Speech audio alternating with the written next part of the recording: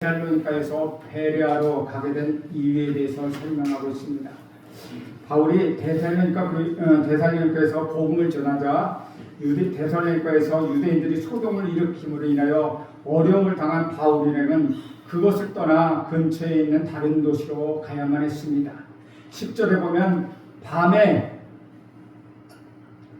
형제들이 곧 바울과 실라를 베레아로 보내니 그들이 이르러 유대인의 회당에 들어가니라 라고 기록하고 있습니다. 밤이 되기까지 바울 일행은 데살로니가를 떠나지 않고 데살로니가 도시 어디인가 있었습니다. 바울을 시기한 유대의 종교 지도자들이 바울의 일행을 붙잡기 위하여 조직 폭력배 그러니까 저자거리의 불량배까지 동원하였으므로 믿음의 형제들 가운데 누군가가 그 사실을 알고 아마 바울 일행이 어디로 피신시켰던 것 같습니다.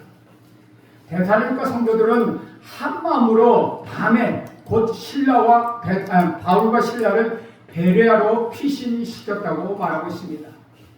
밤에와 곧이라는 단어는 그때 상황이 얼마나 급박했는지 우리에게 실감나게 해주고 있습니다. 그날 낮에 바울을 시기한 유대인들이 바울 일행을 붙잡기 위하여 조폭까지 동원해서 도시를 누비고 다녔으나 그 밤에 피신을 시키는 사람들이나 피신하는 사람이나 모두 절박한 상황이었다는 것을 우리는 충분히 이해할 수 있다는 것입니다. 바울 일행이 피신한 곳, 즉 베레아는 그리스 북부의 항구 도시였던 데살로니가로부터 서남쪽으로 약 80km 떨어져 있는 곳입니다. 육로를 걸어서 3일 정도 걸리는 거리였습니다. 비록 어쩔 수 없이 급하게 데살로니가를 떠나 사흘 길인 베레아로 피신한 바울은 베레아에 도착해서도 다른 데와 마찬가지로 유대인 회당부터 찾았습니다. 자신에게 덮친 어쩔 수 없는 상황이었지만 이것도 하나님의 인도하심이 아닌가 하는 마음으로 복음 전할 기회를 삼아 습관처럼 회당을 찾은 사람들에게 복음을 전하기 위해서였다는 것입니다.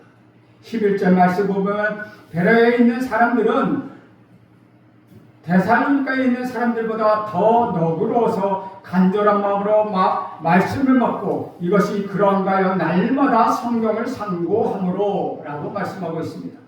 놀랍게도 바울이 만난 베레아 사람들, 즉 유대인 회당 안에 있었던 유대인들은 데살로니가 유대인들보다는 조금 더 너그러웠다고 이야기합니다.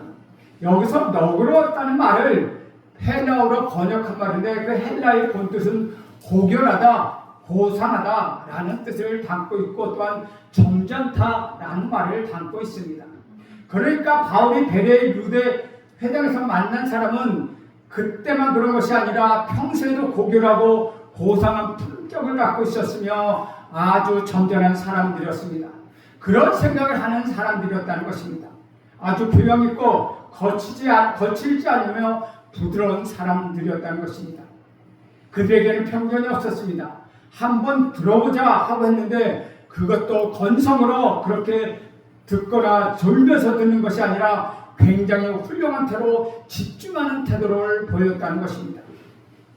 첫째, 그들은 복음의 말씀을 간절한 마음으로 받았습니다. 그들은 진리에 대하여 그렇게 자발적인 영성을 가지고 들을 정도로 아주 고결하고 고상하고 점잖은 마음을 가진 사람들이었다는 것입니다. 우리는 여기서 중요한 교훈 하나를 발견합니다.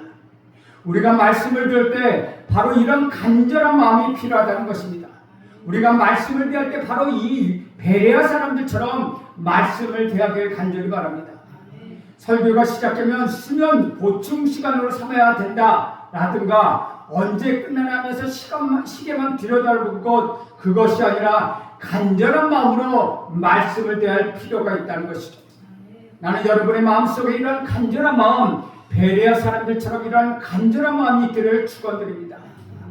둘째, 그들은 바울이 전하는 복음의 말씀을 들으면서 이것이 그러한가 하여 날마다 성경을 상고했다고 이야기합니다. 이것이 그러한가, 즉 이 말이 진짜인지 아닌지 한 것을 알고 싶다는 것입니다. 바울의 설교를 들으면서 바울이 전한 내용이 과연 성경의 내용에 비춰 맞는지 혹은 다른 것이 아닌지 자신들이 직접 확인하기 위하여 날마다 성경을 읽고 성경을 연구하고 성경을 묵상했다는 것입니다. 우리는 여기서 또 한 가지 사실을 발견합니다.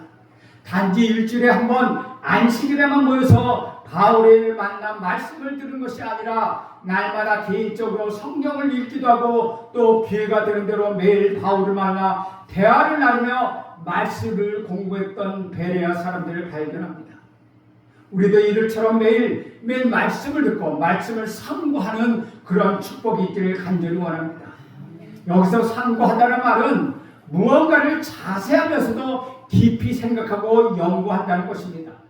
머리로만 달달 외우거나 대충 읽고 넘어가는 것이 아니라 자세하게 이것이 무슨 뜻인지 살펴보고 연구하고 공부한다는 것입니다.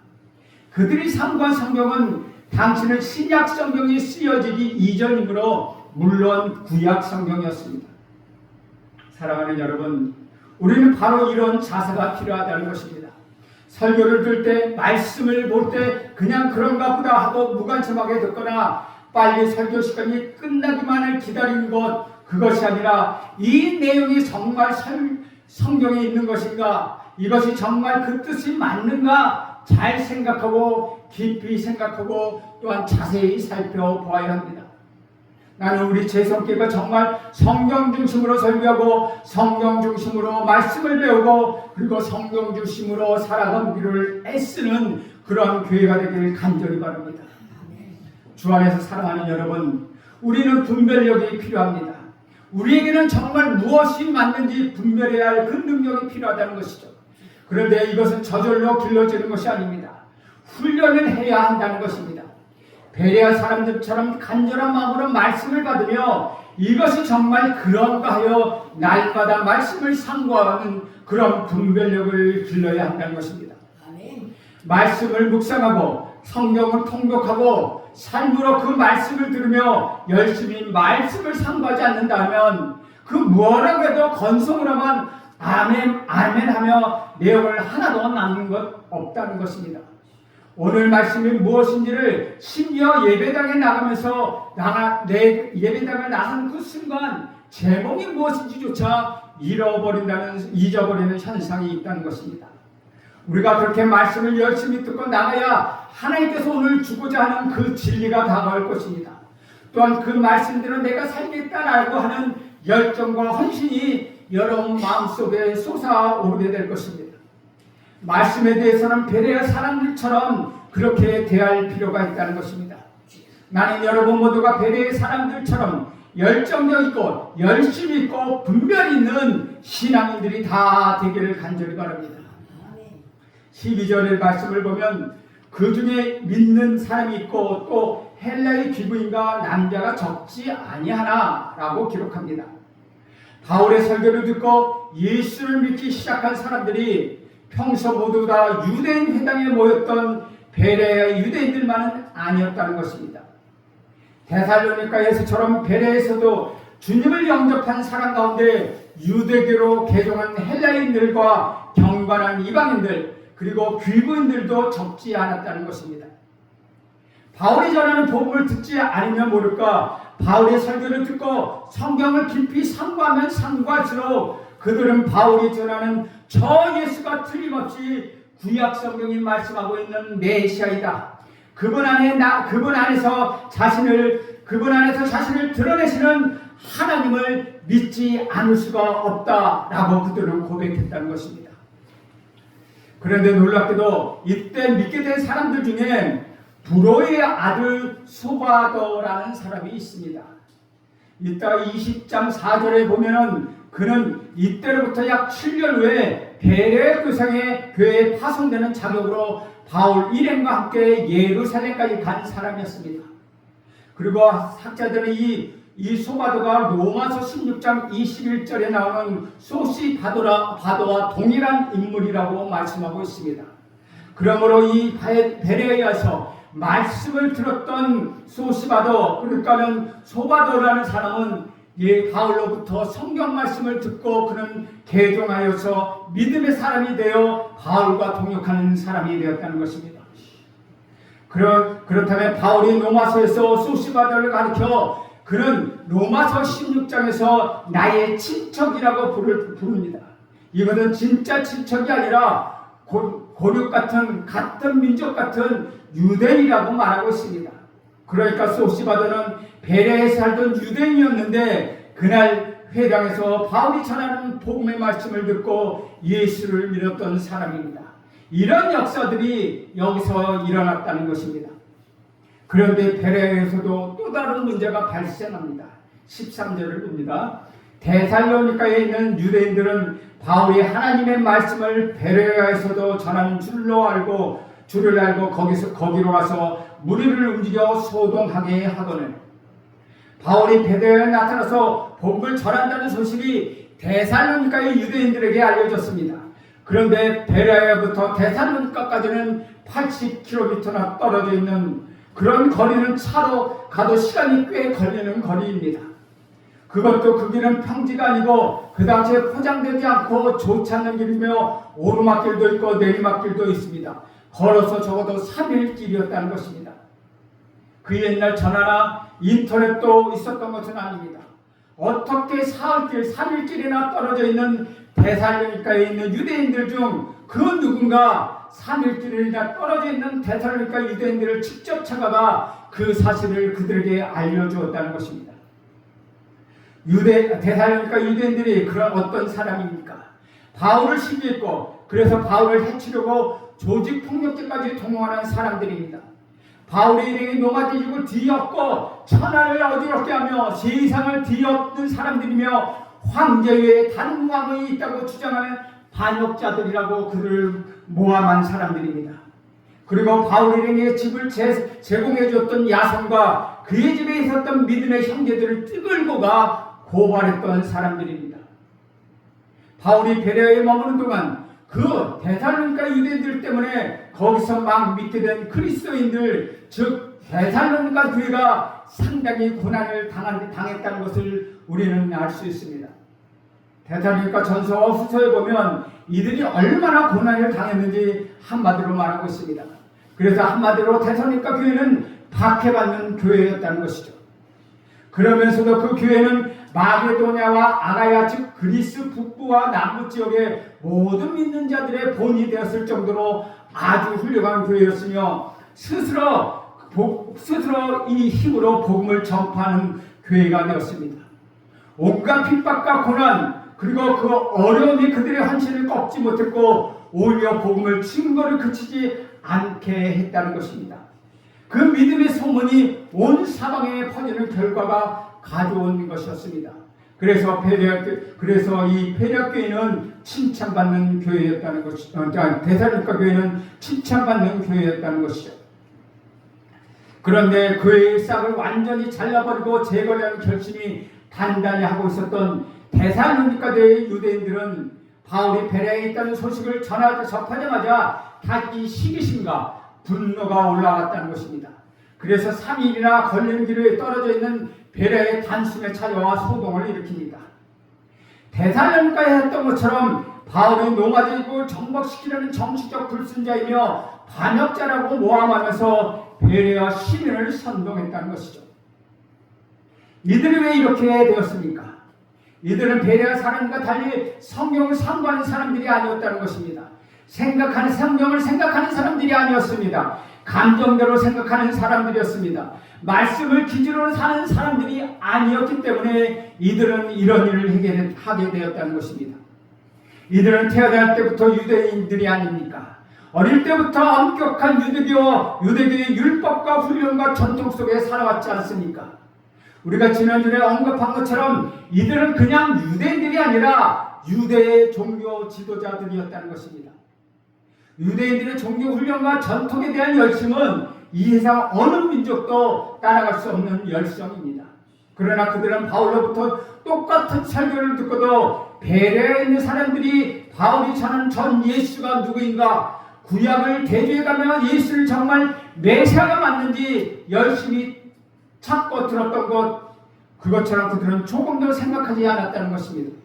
단지 자기들이 전할 때에는 사람들이 그렇게 변하지 않았는데 바울이 말씀을 전할 때는 변하고 복음을 받아들이니 시기심으로 불타서 오직 바울을 해하기 위하여 애쓰는 사람, 그런 사람들이 되고 말았습니다.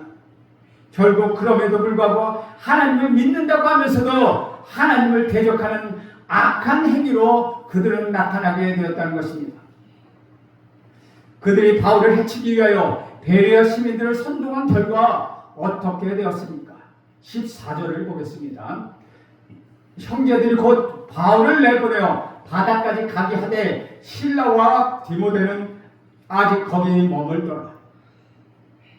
베레아의 유대인들을 데살로니가 유대인들을 바울을 해치려고 데살로니가에서 시민을 선동한 경험이 있습니다. 그래서 어떻게 하면 대중들을 쉽게 선동할지 그들은 잘 알고 있었습니다. 데살로니가는 지금도 그리스의 제2도시이고 당시에도 마게도냐의 행정수도였습니다. 우리식으로 말하면 서울이나 부산 같은 큰 도시였다는 것이죠. 그러나 베레아는 시골입니다. 그래서 시골 사람들이 순박하니까 그들의 선동에 금방 넘어가고 말았다는 것입니다. 그 분위기가 얼마나 험악했던지 바울로부터 주님을 영접한 베레아 형제들이 급히 바울을 바다로 내보낸다는 것입니다. 여기서 바다라는 말은 항구를 의미합니다.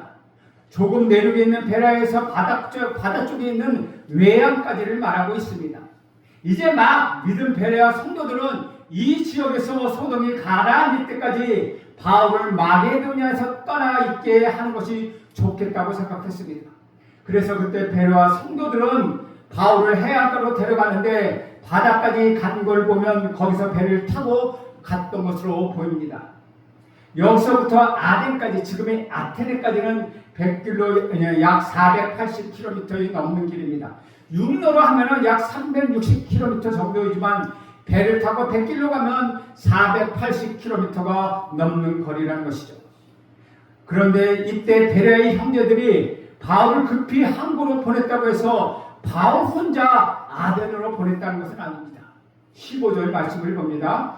바울을 인도하는 사람들이 그를 데리고 아덴까지 이르러 그에게서 실라와 디모데를 자기에게로 속히 오게 하라는 명령을 받고 떠나니라 라고 기록합니다.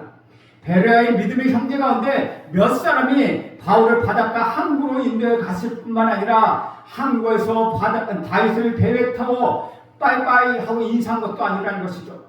바울과 함께 그 배를 타고 아덴까지 직접 동행했다는 것입니다. 베레아에서 아덴까지는 480km가 넘는 거리라고 했습니다.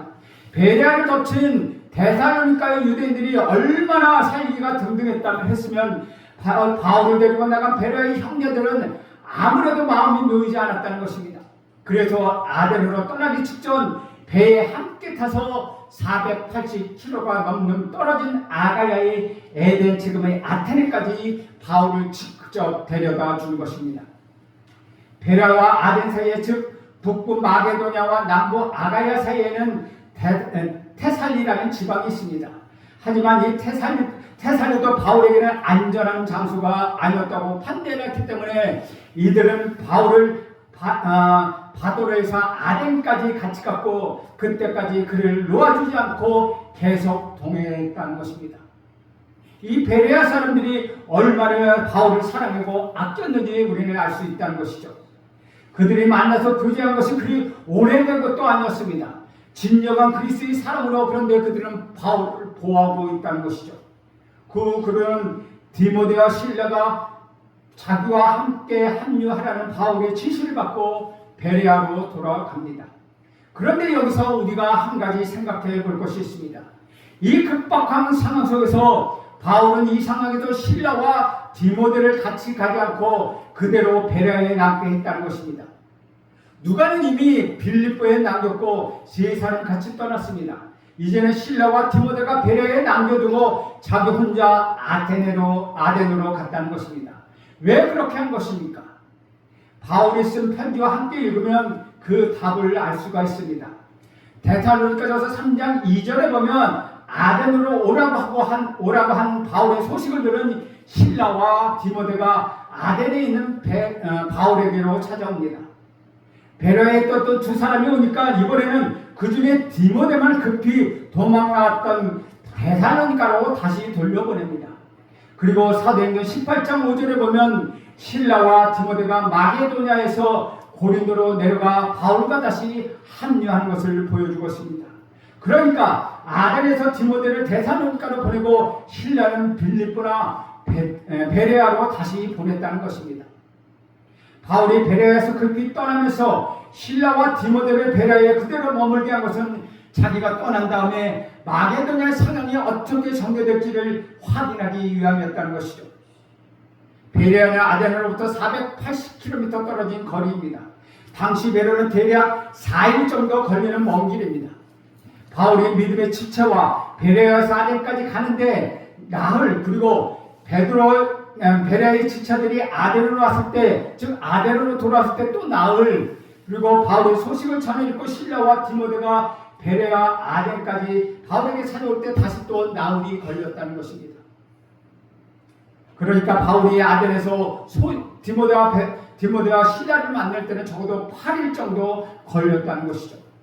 그 기간 동안 바울은 처음 찾아간 아테네, 즉 익히 아덴에 대한 명성을 그는 많이 들었던 것은 분명하지만 혼자 숙식을 해결했고 여러 가지를 혼자 지내는 불편함이 있었다는 것입니다. 그런데도 그것을 감수하면서 마게도냐의 그리스도인들을 위하여, 특히 베레아의 그리스도인들을 위하여 실라와 디모데를 베레아에 남겨두고 혼자 떠날 수밖에 없었다는 것입니다. 바울을 해치려고 한 사람들이 데살로니가 유대인들이었는데 그들은 바울을 해치려고 베레아까지 들어닥쳤다가 그곳에서 바울을 놓치고 빈손으로 데살로니가로 돌아갑니다. 그만큼 그들은 바울로부터 복음을 듣고 믿은 데살로니가 그리스도에 대한 적개심을 품고 있었다는 것입니다. 바울을 해치지 못하니까 바울을 통하여 믿게 된 성도들을 향한 적개심이었습니다. 그런 상태에서 그냥 있으면 그 유대인들을 박해로 인하여 이제 막 예수 그리스도를 경험한 영접한 데살로니가 초신자들의 믿음이 흔들릴 수밖에 없었습니다. 그렇게 되면 데살로니가 이전에 갔던 빌립보나 데살로니가 위에 갔던 베레아의 초신자들도 역시 안심할 수가 없었다는 것입니다. 그나마 빌립보는 누가를 남겨뒀기 때문에 괜찮았지만 베레아는 안심할 수가 없었습니다. 그래서 실라와 디모데를 두고 떠난 것입니다. 이 모든 상황은 실라와 디모데로부터 전해드는 바울은 데살로니가전서 2장 18절에 보면 두 번씩이나 자기가 직접 데살로니가를 방문하려고 했습니다. 데살로니가전서 2장 18절에 보면 이렇게 기록합니다. 그러므로 나 바울은 한 번, 두 번 너희에게 가고자 하였으나 사탄이 우리를 막았도다 라고 기록합니다. 그러나 자기가 데살로니가로 다시 방문하면 어떻게 됩니까? 야손을 비롯한 믿음의 형제들이 바울을 만나지 않을 것이며 바울을 만나면 바울이 오면 다시 신고할 것이라는 각서를 쓰고 풀려났기 때문에 바울이 거기 갔다가 혹시 다른 사람들이 그를 목격하게 되면 야손과 믿음의 형제들이 큰 어려움을 당할 것이 분명했다는 것입니다. 그래서 실라와 디모데가 아덴에 찾아왔을 때 바울은 자기 대신 디모데를 데살로니가로 보냈고 실라는 베레아 또는 빌립보로 다시 보냈다는 것입니다. 바울은 항상 자기가 잘되고 자기가 안전한 것에는 관심이 없습니다. 어떻게 하면 믿음의 형제 자매들이 주 안에서 설 수 있을까? 그는 거기에만 항상 관심이 있었다는 것입니다. 참으로 귀한 사람입니다. 물론 실라는 두 도시 베레아와 빌립보를 모두 다시 방문하게 했을 수도 있습니다. 마게도냐 초신자의 믿음을 굳건하게 세워주기 위함이었다는 것입니다. 바울이 주님의 인도하심에 따라 아가의 땅 아덴으로 건너간 이상 이미 떠나온 마게도냐에 대해서 더 이상 신경을 쓰지 않아도 바울을 비난할 사람은 아무도 없다는 것입니다. 그러나 바울은 자신을 통하여 우리 주님을 믿게 된 마게도냐 사람들을 위하여 자신이 할 수 있는 것 그 모든 것을 다 하고 있습니다. 바울이 빌립보 교인들과 데살로니가 교인들에게 편지를 써보낸 것이 역시 마게도냐 그리스도인들에 대한 자신의 책임을 다하기 위함이었다는 것이죠. 그것이 우리 주님께서 주신 사명이라고 바울은 생각했기 때문입니다. 그런 바울이 가는 곳곳마다 영혼들이 살아나고 제자들이 만들어지는 주님의 도구로 쓰임받았다는 것, 너무나 당연한 일이었다는 것입니다. 오늘 여기서 우리는 중요한 사실 하나를 발견합니다. 이때 바울이 마게도냐, 그리스 북부 땅을 넘어서 원래 자신의 계획이 없었던 저 남쪽 아가야 땅까지 건너가게 되었다는 것입니다. 베레아의 형제들이 바울을 한국까지 인도한 것으로 그치지 않고 바울과 함께 배를 타고 아덴까지 동행했다는 것은 그 당시 상황이 얼마나 다급했는지, 바울이 얼마나 위험한 상황에 처해 있는지 우리에게 말해주고 있다는 것입니다. 그렇게 다급한 상황에서 항구에 온 그들은 한가지의 여행객처럼 어느 배를 탈까 그렇게 따질 형편이 아니었다는 것이죠. 그들에게 급한 일은 항구에서 제일 빨리 제일 먼저 떠나는 배를 찾는 것입니다. 그래야 안전하기 때문입니다. 그들의 뒤를 쫓아올지도 모를까 가장 먼저 떠나는 배를 탔는데 마치 타고 보니까 그 배가 아덴으로 가는 배였다는 것입니다. 이 얼마나 놀라운 하나님의 섭리입니까? 빌립보에서도 똑같은 일이 벌어지지 않았습니까? 우리 하나님께서 어떤 어려움도, 어떤 고난도, 어떤 핍박을 통해서도 반드시 선을 이루시는 분이라는 것을 우리는 여기서 확인하게 됩니다. 원래 아시아에만 복음을 전하였던 바울의 길을 막으시고 마게도냐의 빌립보를 가게 한 하나님, 거기서 루디아의 가족들을 만나게 하신 하나님, 또 간소와 가족들을 만나게 하시고 그들과 함께 빌립보 교회를 이루게 하신 하나님, 빌립보를 떠난 바울을 마게도냐의 행정수도 데살로니가까지 찾아갔고 그곳에서도 많은 사람들이 바울을 통하여 예수를 영접했다는 것입니다. 그러나 바울을 신기한 유대인들이 바울을 해치기 위하여 조직 폭력배까지 동원하면서 믿음의 형제들이 한밤중에 바울을 급히 베레아로 피신시켰습니다. 그 덕분에 예상하지 않았던 베레아에서 많은 사람들이 바울의 복음을 듣고 주님을 영접하게 되었다는 것입니다. 그리고 데살로니가 유대인들이 바울을 해치려고 베레아를 덮치는 그 순간 바울은 뜻하지 않게 다시 마게도냐의 땅을 넘어 아가의 땅, 그 위대한 아덴으로, 유명한 아테네로 가게 되었습니다. 바울이 아덴에 갔기에 거기에서 복음을 전할 수 있었다는 것입니다. 그리고 바울이 아가의 땅이 아테네에 갔기 때문에 그는 아가의 다른 주요 도시 행정 수도인 고린도로 또한 갈 수 있었다는 것입니다. 바울이 고린도를 찾아갔기에 이후에 그가 고린도 교인들에게 써보낸 편지인 고린도 전서와 고린도 후서가 지금까지 성경으로 우리에게 전해지고 있다는 것입니다. 바울이 고린도를 갔기 때문에 그의 심장 속에 로마 제국의 심장인 수도, 로마 제국의 수도인 로마에 대한 전도의 사명감이 싹 들 수 있었다는 것입니다. 그래서 그는 갱그레아 항구에서 성기도를 올리며 머리를 깎고 하나님께 서원 기도를 올렸다는 것입니다.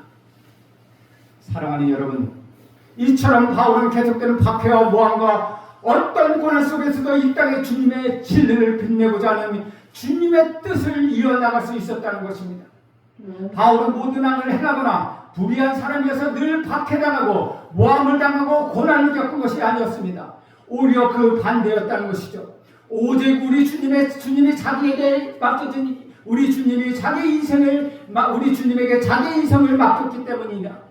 오직 주님의 복음만을 전하기 위하여 주님이 무엇을 원하시는지, 주님이 원하시는 것이 무엇인가를 애쓰려 하며 거기에 전적으로 헌신했기 때문에 그런 이런 박해를 받을 수밖에 없었다는 것입니다. 그러나 바울이 단 한 번도 주님, 제가 주님께 제 삶을 드린 경우가 고작 이것입니까?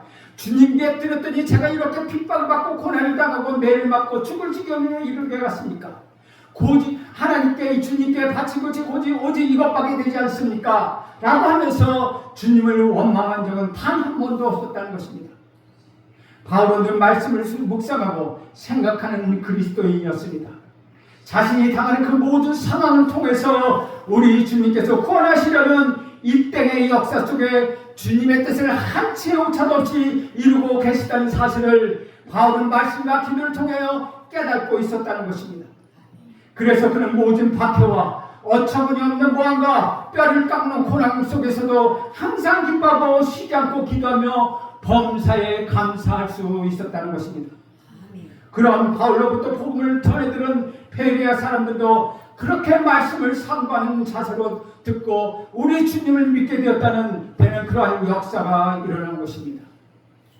주 안에서 사랑하는 여러분, 여러분도 바울처럼 베레아 사람들처럼 하나님의 말씀을 간절한 마음으로 받으십시오. 그 말씀을 날마다 상고하십시오. 하나님께서 여러분에게 주신 사명을 잘 감당하십시오. 그러하면 여러분의 인생은 주님이 원하시는 아름다운 인생이 될 것입니다. 주님이 원하시는 아름다운 가정이 될 것입니다. 주님이 원하시는 놀라운 은혜를 체험하게 될 것입니다. 하나님의 놀라운 축복이 여러분에게 임할 것입니다.